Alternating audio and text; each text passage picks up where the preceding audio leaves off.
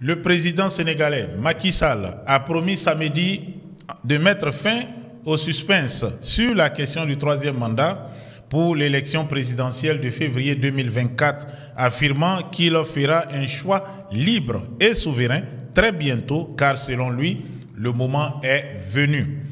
S'exprimant lors de la cérémonie de clôture du dialogue national tenu samedi après-midi au palais présidentiel à Dakar, Macky Sall a donné rendez-vous aux Sénégalais après la Tabaski, fête de l'Aïd al-Adha qui sera célébrée le 29 juin prochain au Sénégal, aujourd'hui même, où nous nous adressons à vous.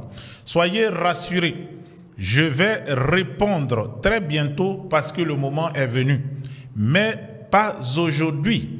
Je ferai un discours à la nation.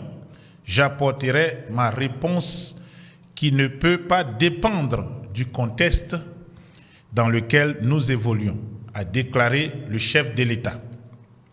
Il faut que cela soit clair. Il y a beaucoup d'excitation.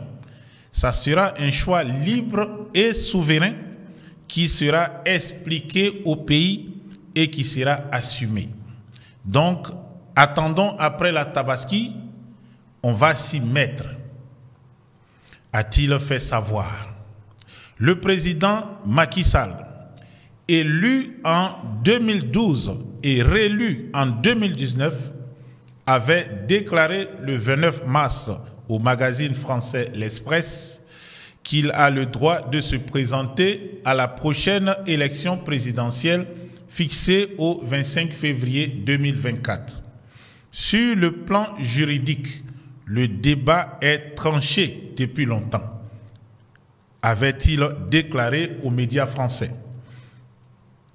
A signalé que la Constitution, après la révision de 2016, prévoit que la durée du mandat présidentiel est de 5 ans et non plus de 7 ans et que nul ne peut exercer plus de 2 mandats présidentiels.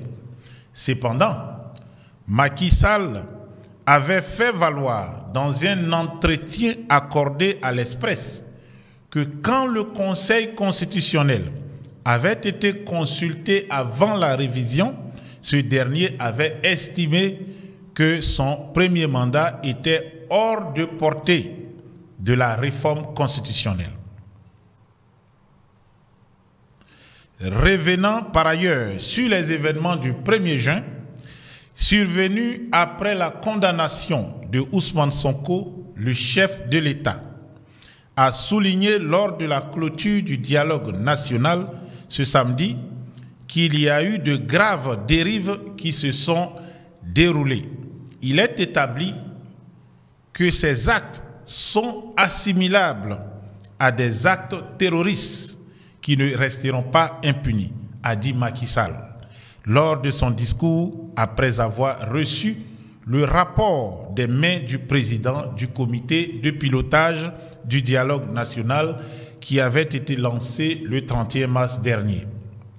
Les participants à cette consultation, tenue en l'absence de la coalition de l'opposition Yewwi Askan V, libérer le peuple, Yewwi Askan V, qui signifie en Wolof libérer le peuple, et du mouvement des forces vives du Sénégal F24 sont parvenus notamment à un accord sur le maintien du parrainage citoyen avec un pourcentage de 0,6% à 0,8% du fichier général des électeurs, à un accord sur la mise en place d'une commission de contrôle des parrainages logée au Conseil constitutionnel, composée de membres du Conseil constitutionnel, du greffier en chef,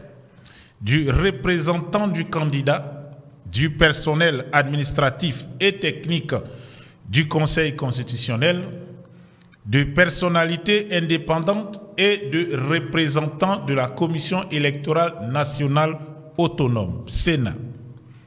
Ils se sont mis d'accord également sur la reconduction et l'amélioration des mesures techniques de contrôle utilisées lors des élections législatives de 2022 et sur l'institutionnalisation du tirage au sort pour le dépôt des dossiers de candidature et sur le montant maximum de la caution pour l'élection présidentielle qui ne peut excéder la somme de 30 millions de francs CFA.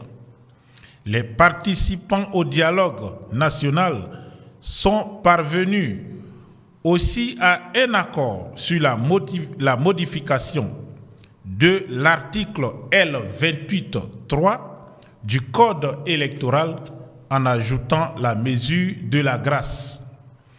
Ainsi, les personnes bénéficiant d'une mesure de grâce doivent attendre l'expiration de la durée de la peine prononcée par la juridiction de jugement s'il s'agit d'une peine d'emprisonnement ou une période de 3 ans à partir de la date de la grâce s'il s'agit d'une condamnation à une amende avant de pouvoir s'inscrire sur les listes électorales. En ce qui concerne la candidature du président sortant, ils ont appelé au respect de la Constitution, des lois et règlements de la part des pôles et de la société civile sans position commune sur la question. Parmi les points d'accord de ce dialogue national figure également un accord sur la modification de l'article L29 du Code électoral pour limiter l'inéligibilité permanente.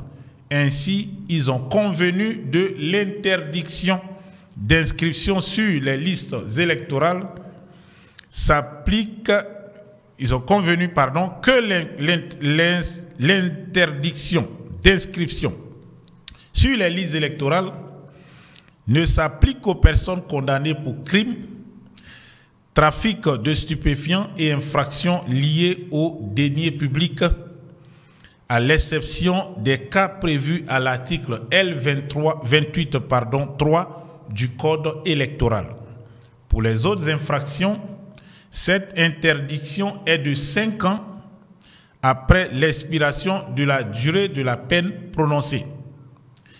Les 8 commissions de ce dialogue national sont également parvenues à un accord sur la réalisation d'une étude de faisabilité pour déterminer l'opportunité d'utiliser le bulletin unique après l'élection présidentielle du 25 février 2024. Pour la mise en œuvre de certaines recommandations de ce dialogue, Macky Sall a donné à son gouvernement une semaine pour l'élaboration des tests qui seront par la suite présentés à l'Assemblée nationale. C'était une correspondance particulière d'Isaac Kofi depuis les studios d'Elvic TV Résistance. Nous attendons donc à partir de ce lundi pour savoir les plans de Macky Sall et comment va réagir la rue et surtout l'opinion publique sénégalaise à ce 3e mandat. Le virus du 3e mandat va-t-il encore tuer au Sénégal? Attendons pour voir.